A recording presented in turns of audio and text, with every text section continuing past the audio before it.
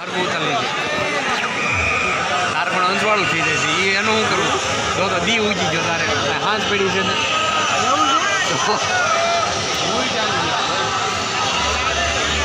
ગેલેક્સીમાં કરી જાય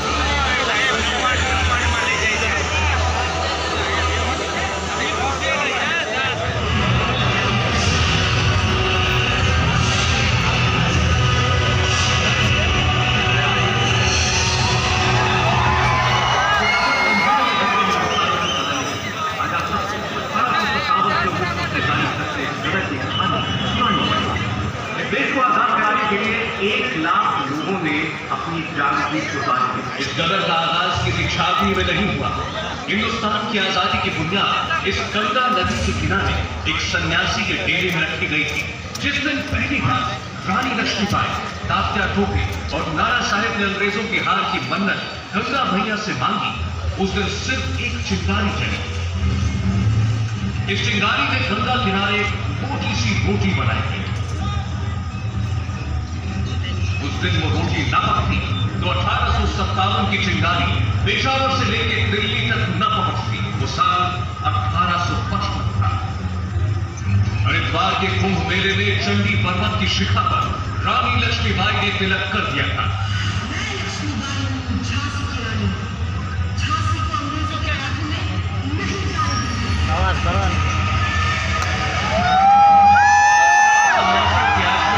ब्रिटिश हुकूमत की जड़ हिलाने वाली पहली सीक्रेट मीटिंग हुई।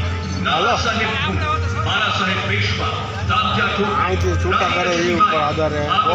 के बेटे फिरोज शाह और जगदीशपुर के जमींदार बाबू कुंवर सिंह छिपकर यहाँ बाहर तो नहीं हुआ गंगा की सौगंध खाकर और 10-12 स्वामी पूर्णानंद को साक्षी मानकर एक नारा दिया गया, मारो फिरंगी। तैयार हुआ। सैनिकों में संदेश पहुंचाने के लिए कमल का फूल और आम जनता के मन में आजादी की आग लगाने के लिए रोटी को हथियार बनाया गया। गदर की तारीख तय हुई। 10 मई 1857 रोटियां और कमल का फूल रोहिलखंड और अवध के घर घर में पहुंचने लगे। 2 साल में बुंदेलखंड और मेरठ से होते हुए क्रांतिकारी रोटी दिल्ली आ गई थी। एक कमल का फूल बंगाल के बैरकपुर की छावनी में सिपाही मंगल पांडे के पास भी छुपा था। क्रांति की तय तारीख से 42 दिन पहले ही गदर की शुरुआत एक बंदूक और एक गोली के साथ। वो थी एनफील्ड बंदूक और वो गोली थी मंगल पांडे की। सिपाहियों को दी गई नई एनफील्ड बंदूक भरने के लिए कारतूस को दांतों से काटकर फोड़ना पड़ता था। कारतूस का कवर चर्बी का बना हुआ था। जोर की अफवाह फैली कि कारतूस में लगी हुई चर्बी सुअर और गाय के मांस से बनाई गई थी। कारतूस अपने दांतों से तोड़कर गाय के मांस की बनी हुई है। ये हिंदू और मुसलमान सिपाहियों की धार्मिक भावनाओं के विरुद्ध था। सिपाहियों ने ये कारतूस चलाने से साफ इनकार कर दिया। उस वक्त अंग्रेजी सेना के चीफ जॉर्ज एंसन ने कहा, दांत से कारतूस काटो वरना 4 उंगली ऊपर सर में गोली खा। इसी के बाद चली वो गोली। 29 मार्च 1857 को 34वीं नेटिव इन्फेंट्री के सिपाही मंगल पांडे ने बैरकपुर छावनी के परेड मैदान में रेजिमेंट के अफसर लेफ्टिनेंट बाग पर हमला करके उसे जख्मी कर दिया। जनरल जॉन ने जमादार ईश्वर प्रसाद को मंगल पांडे को गिरफ्तार करने का हुक्म दिया, लेकिन जमादार ने इनकार कर दिया। एक सिपाही शेख पलटू को छोड़कर सारी रेजिमेंट मंगल पांडे के साथ आ गई। मंगल पांडे ने अपने साथियों को खुलेआम विद्रोह करने के लिए कहा, पर कोई अंग्रेजों से टक्कर लेने के लिए तैयार नहीं था। इसके बाद हताश मंगल पांडे ने अपनी ही बंदूक से खुदकुशी करने की कोशिश की, लेकिन वो बच गए। 6 अप्रैल 1857 को मंगल पांडे का कोर्ट मार्शल किया गया और 8 अप्रैल को मंगल पांडे को बैरकपुर में फांसी दे दी गई। 9 मई को मेरठ में एक रेजिमेंट के 85 सिपाहियों ने चर्बी लगी कारतूस को हाथ लगाने से इनकार कर दिया और 10 मई 1857 को शुरू हुआ गदर। 10 अप्रैल को घुड़सवार दस्ते के सेना नायक लेफ्टिनेंट कर्नल जॉर्ज कार्मिशेल स्मिथ ने 90 हिंदुस्तानी सिपाहियों को परेड करने और गोलीबारी का अभ्यास करने को कहा। 90 में से 85 सिपाहियों ने चर्बी वाले कारतूस को चलाने से मना कर दिया। 9 मई को इन सभी 85 सिपाहियों को कोर्ट मार्शल कर दिया गया। बंदी सिपाहियों की वर्दी खुलवा दी गई, बेड़ियों में बांधकर इनकी परेड कराई गई।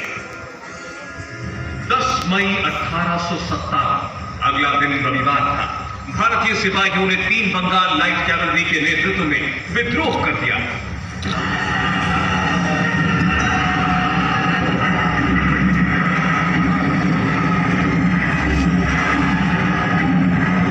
बंदी सैनिक जेल से छुड़ा लिए गए। एक दिन में मेरठ पर हिंदुस्तानी फौज का कब्जा हो गया। अंग्रेजी फौज 60 राइफल और तोप लेकर आगे बढ़े, लेकिन तब तक हिंदुस्तानी सिपाही मेरठ से दिल्ली की तरफ कूच कर चुके थे। 11 मई सुबह 3 बजे बंगाल लाइट कैवलरी दिल्ली पहुंच गई। करीब 50 अंग्रेजों को बहादुर शाह के नौकरों ने ही महल के बाहर मार डाला। अंग्रेजी अफसर डरकर इसी कश्मीरी गेट इलाके में बने अपने घर में घुस गए थे। गदर के सिपाही सीधे कश्मीरी गेट की तरफ आगे बढ़े। हिंदुस्तानी सिपाहियों ने यहीं पर अंग्रेजी फौज पर तोप के गोले दाग दिए।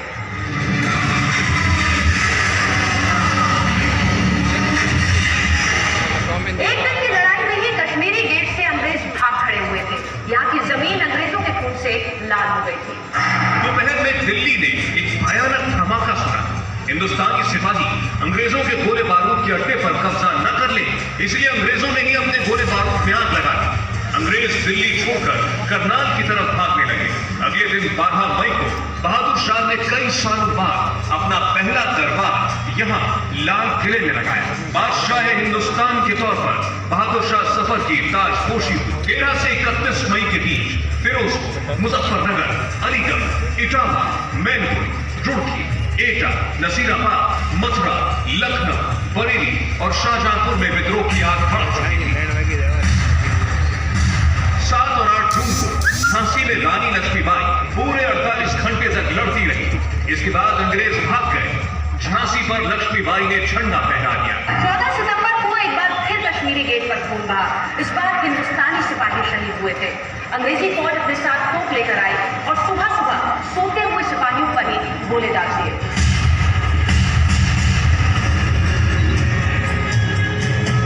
तोप से कश्मीरी गेट की तरफ जाने वाला पुल उड़ा दिया गया। 21 सितंबर को बहादुर शाह जफर ने हुमायूं के मकबरे में अंग्रेजों के सामने सरेंडर कर दिया। अगले ही दिन विलायती फौज का major William Hudson Bahadur Shah सफर के बेटे मिर्जा मुगल, किस्र सुल्तान और पोते अबू बकर को लाल किले की तरफ लेकर चला। इसी खूनी दरवाजे के पास विलियम हडसन ने मुगल वंश के तीनों शहजादों को बग्घी से उतरने के लिए कहा और फिर विलियम हडसन ने अपनी पिस्तौल निकालकर कनपट्टी पर सटाकर तीनों को मार दिया। तीनों राजकुमारों की बिना कपड़ों की लाश को यहीं पास की कोतवाली में लटका दिया गया। 22 सितंबर पूरे दिन लाश से खून टपकता रहा और अंग्रेज जीत का जश्न मनाते रहे। दिल्ली हाथ से जा चुकी थी। अंग्रेजी सेना का चीफ जनरल कैंपबेल हजारों की विदेशी फौज लेकर तात्या टोपे से लड़ने आया। 6 दिसंबर को कालपी में भयंकर लड़ाई हुई। तात्या टोपे को पीछे हटना पड़ा। तात्या की हार के बाद रानी लक्ष्मीबाई बिल्कुल अकेली पड़ गई। 3 अप्रैल को अंग्रेजों ने झांसी का किला तोड़ दिया।